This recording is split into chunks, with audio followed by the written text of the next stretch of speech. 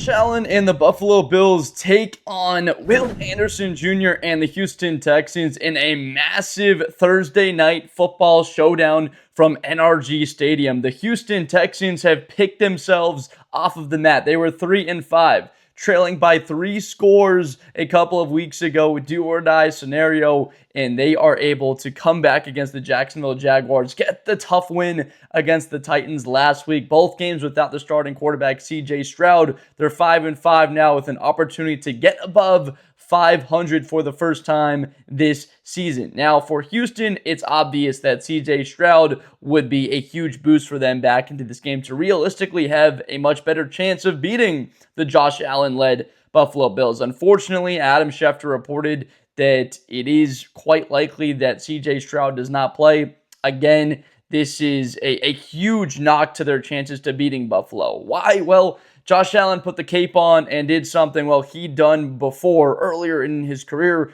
and the only other guy to have 3 rushing touchdowns, 3 passing touchdowns in a game was Otto Graham back in the 1950s. So video game stuff once again from Josh Allen, and you got to see the breakout game. Tyrell Shavers with a massive performance, 90 yards and a touchdown. James Cook catching the ball out of the backfield, he was fantastic, 66 yards and a tub.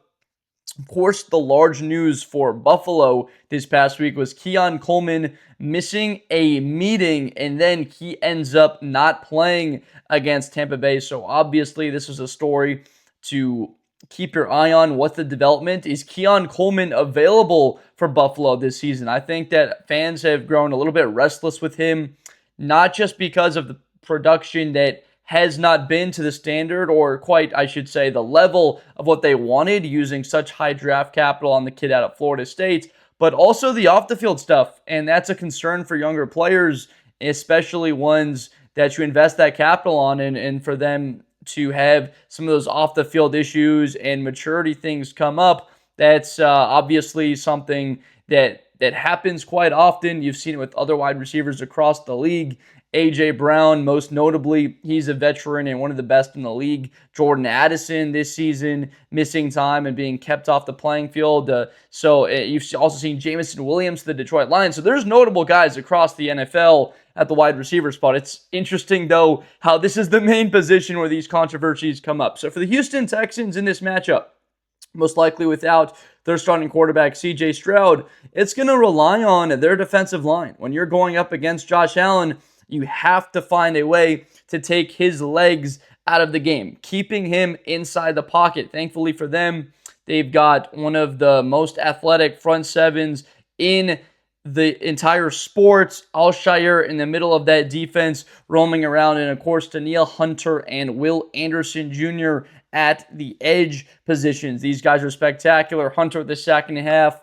Anderson with a sack against the Tennessee Titans. 3 sacks, 5 tackles for loss. Good production. It's just, if this turns into a game where they need to rely on the right arm of Davis Mills, you start to really doubt their chances. It's been interesting as he's had the passing yardage, a relatively hefty day throwing the football with some decent numbers, 274 yards and a touchdown overall. Did get sacked 4 times. The Tennessee Titans surprising some people, I would imagine, keeping this game pretty dang close. A 3-0 game at the half. Houston taking the lead 10-6. So this Houston team, they are not out of the woods whatsoever, so to say. This is a must-win just about game against Buffalo. Why? Well, you've got the Bills, the Colts, and the Chiefs. Those are your next 3. After this one against the Bills, it's a little bit of rest and then a longer bit of time before you play the Colts. And then the Chiefs on the road. So there's no bit of a respite for you. You're going up against some of the best teams in the NFL, proven quarterbacks, Mahomes, Allen, 2 of those 3 games, and then Jonathan Taylor out of the backfield having to deal with him, Jones, and that entire Colts team. So this is a must-win game, in my opinion. You got to be over 500 before we get to those Colts-Chiefs games. Realistically, to have a shot at the postseason, you got to win 2 out of those 3. You've got the Cardinals, Raiders back after that. But overall, if Houston does want to to really have a good shot at the postseason, you're going to have to start winning games against tough opponents at some point on the season. For Buffalo, well, if they want to keep pace with the New England Patriots and have a chance to be much closer to winning this division by the time they play at New England December 14th in that rematch, well, they're going to have to win this type of game. They got at Pittsburgh next week. So once again, we talk about late November, December quite often.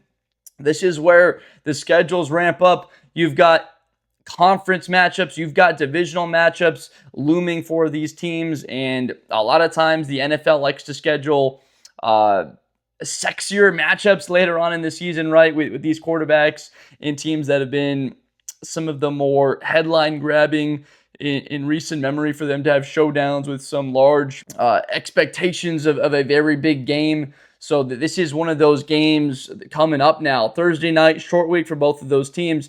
Let's start with a little bit of the stats here. I mean, the Buffalo Bills offense, it's taken so much flack, and they are the third scoring offense in the league, 29 points a game. Well, they're scoring 7 more points a game than Houston. Injuries to CJ Stroud, the offensive line, we talked about the 4 sacks given up against the Titans. That's been an issue for them the entire year. The yards a game, Buffalo second in the league in yards a game, 387 yards per game. They have been the best team in the NFL running the football, leading the league in rushing yards. Right behind them is the Chicago Bears, quite surprising at this stage. And then they're third in time of possession. Both of these teams are good in time of possession. They're third with 32 minutes. The Texans just about a second behind them at fourth. So both of these teams like to possess the football, keep it in their possession, and honestly really rely and play some good defense behind it. The Houston Texans, that's the number 1 defense in the NFL statistically in the sense of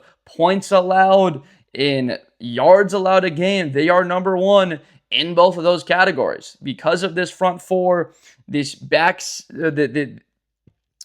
back end of this defense led by Kalen Bullock and then Derek Stingley in consideration to be one of the best quarterbacks in the league, top 3 consideration. I would absolutely agree with. They take the football away. They're third in the NFL in interceptions, 10 picks on the season, opportunistic in that sense. They're definitely going to need a little bit of that against Buffalo. In a matchup against Josh Allen, it's pivotal to get him to throw those interceptions. He had 2 turnovers against Tampa. It kept the game relatively close, and he had such a productive day overall that it really didn't hurt Buffalo. They still wind up winning by 12. Felt like they were in control, really, in that fourth quarter, having the lead at halftime.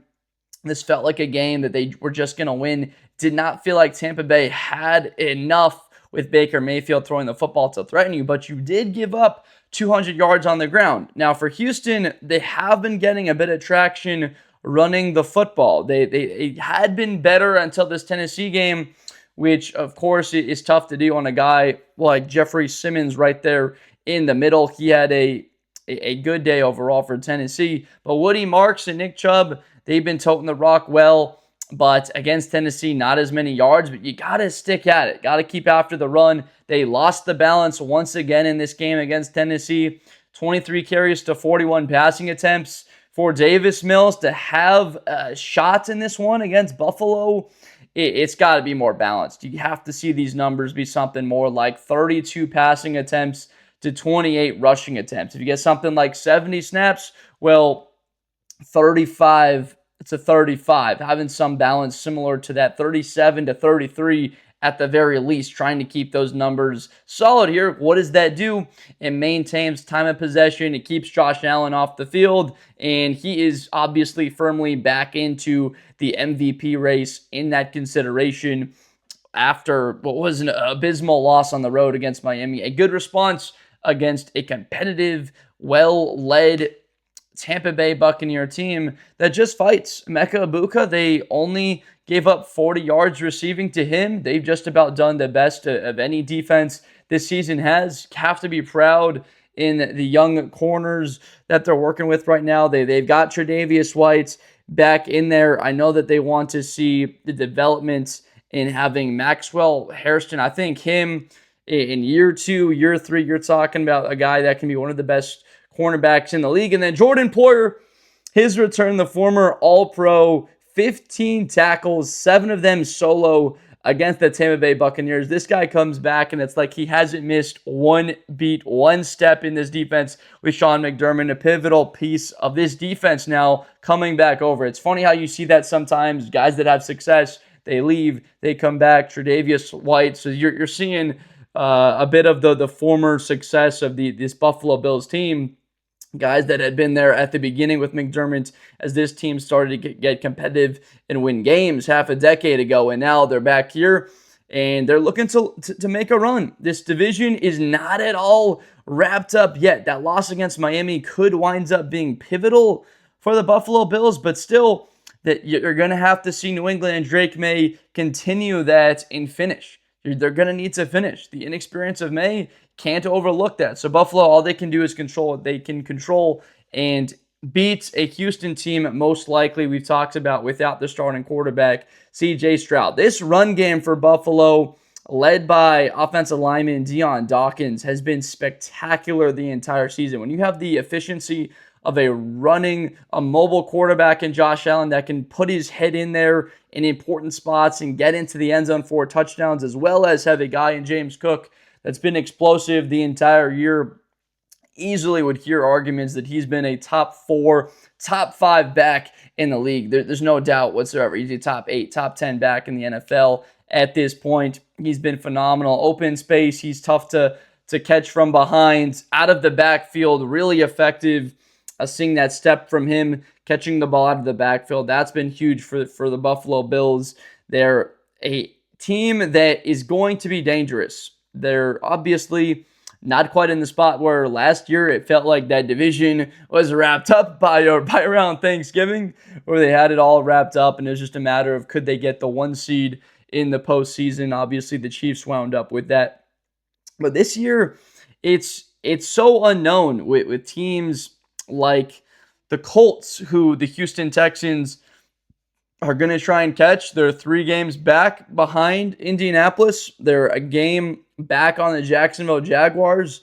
If you're a Houston team, you still have confidence because the recency bias lets you know that you've been better than those squads.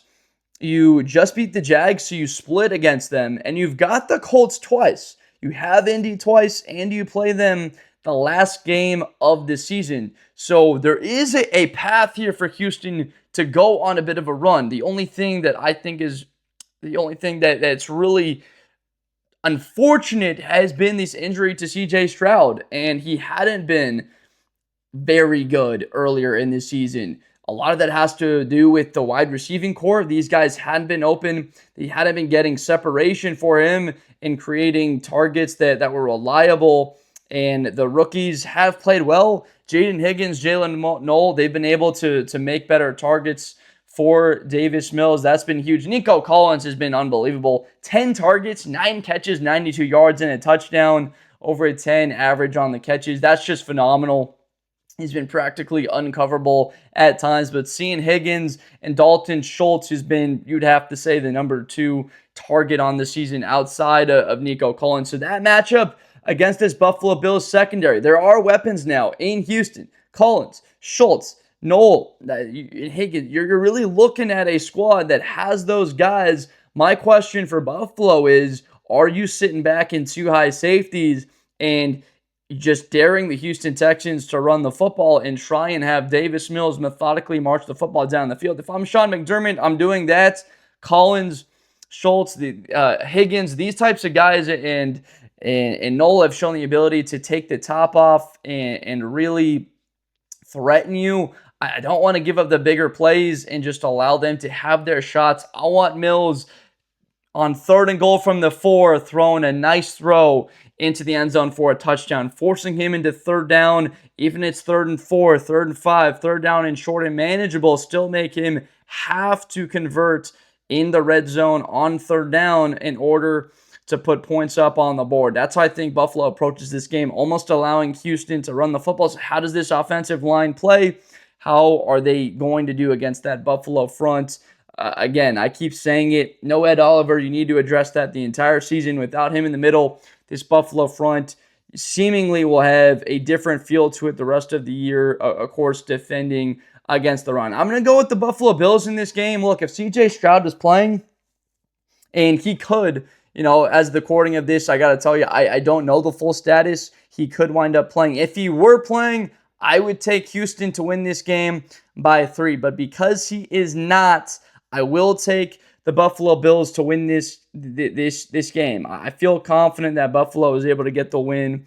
23-20. It's been that type of year for the Texans. This was my pick to make the AFC Championship game had them actually playing against the Baltimore Ravens. That pick right now, those are two teams outside of playoff spots in the top 8. Also joining them is the Kansas City Chiefs. Who would have picked that to happen at the beginning of the season? The Chiefs, the Ravens, and the Texans, 3 of the 4 teams that were in the divisional round or later last year. Of course, the Buffalo Bills joined them, that group of 4 teams, the divisional round. Of course, they fell to the Chiefs in the AFC Championship game last year. 3 of those 4 teams not currently in the playoff picture. It's amazing, but that's why we love football so much, because of how unpredictable it is year to year. There can be so much turnover and change, teams out of nowhere. The talent level is so equated that you can have a team go on a run when you're winning those one-score games and your season completely is altered, as opposed to losing those, everything starts to change. Like the Chiefs last year were 12-0 in one-score games. This season,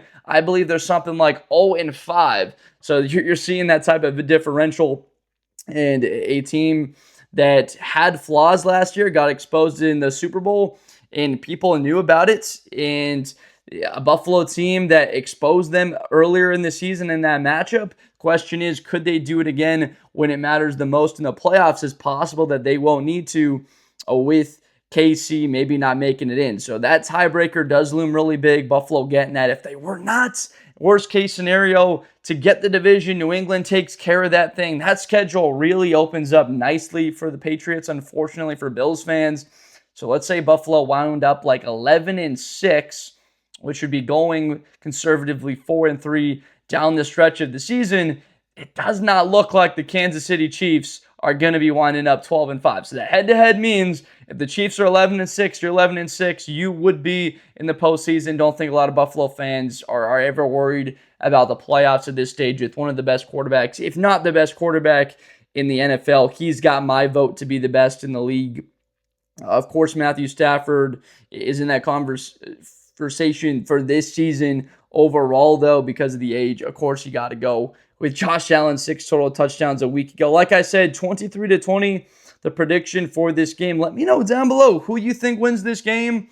Do you see a route? Let me know what I'm missing here on the Houston Texans side. Do you think that they're able to get more pressure on Allen? That Anderson and Danielle Hunter can get to him often enough to get him off his spots and be inaccurate, disrupt, create negative plays, and affect this game enough for Houston to pull off the upset at home.